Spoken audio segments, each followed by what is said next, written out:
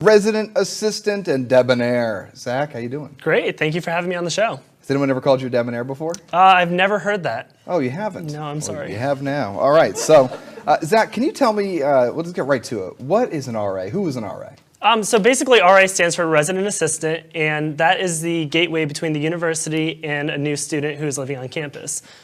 And so who are you to the student? So I am basically a resource for that student. I make sure that the student is getting involved and understanding the resources that the university offers. All right, great, thank you. Sorry, I'm just getting some more questions coming in, just checking live here. And so how do you become a resident assistant? So becoming a resident assistant is you submit an application and you go through an entire process to determine if you are qualified to become a resident assistant.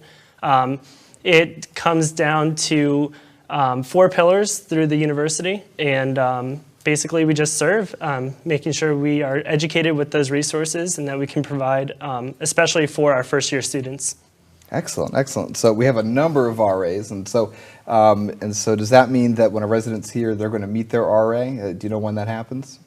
Yeah, so basically as soon as you move in, you'll get to know your RA, and you begin to develop that relationship with your RA, and they get to know about you, and you get to learn about them and see how you guys can help each other.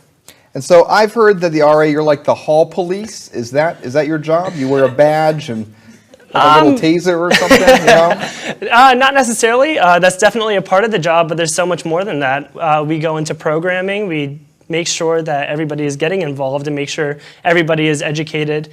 And I have made some wonderful friends through RA, not just with my staff, but with the people I supervise. So one day I might be writing up someone for an incident, and another day I might be going out to lunch with another person who I may call my best friend. Now, so documentation is something we hear about. How much of the job is actually documentation for like policy violations? Not a lot. I'm actually honored to say that I've only done 1 document report this year, so I've been pretty lucky. Not a lot of documentation goes into the job. I appreciate you sharing that, 'cause a lot of folks really freak out when they hear about like the RA and they think, oh, they're the person that gets me in trouble and all that. Definitely, yeah, that's something I thought I was going to struggle with, is having to be the police, because I like to have fun as it is, and I like to get to know the people that I'm with. So I was really nervous when I was like, oh, I'm going to be the fun police, but it actually comes down to making sure that everybody on my floor and everybody in my community is having fun. So Zach, can you tell me, and this is a question we get a lot, what if someone really doesn't like their roommate? There's a smell, there's a noise issue, they have poor taste in dress, whatever, they just can't live with this person. Where do you factor into that conversation? So definitely, that is something very important, and I see happen all the time. We make sure that you can communicate with your RA. Each person is going to have a single RA that looks over them and oversees their community. But then we also have a resident assistant on call every night and over the weekend, 24 hours. So if there's ever an emergency, then you can reach the RA on duty through a cell phone number, and we'll be able to help you out with anything you may need.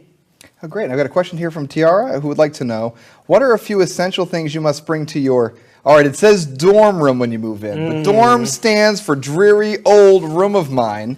That's because your parents had dorms in the 70s. Things have changed, and we'll send a video out in the 2020 group to tell you a little bit more about that. But that is an excellent question. I mean, what are essential things students should be picking up when they get ready to move into a residence hall? Sure. Yeah, I don't know what you'd bring to a dorm, but I know what you'd bring to a residence hall.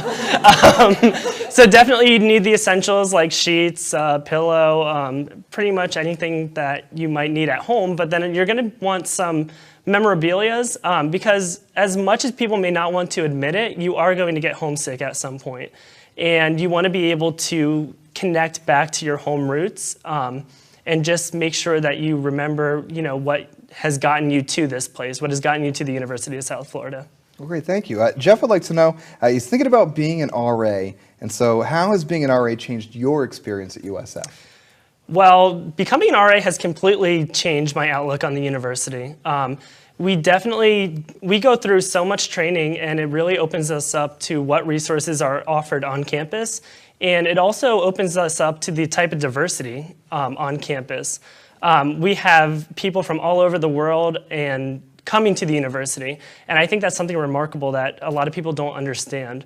I've had people on my floor that are from different countries, speak different languages. I've had residents that don't speak English. So it's just something interesting and definitely a learning experience that I enjoy. Well, Zach, thank you so much for coming to the program. Zach Armstrong, everyone. Zach, thank you. Hope we'll have you back again in the future. Definitely, I'd love to come back. All right, well, great. And so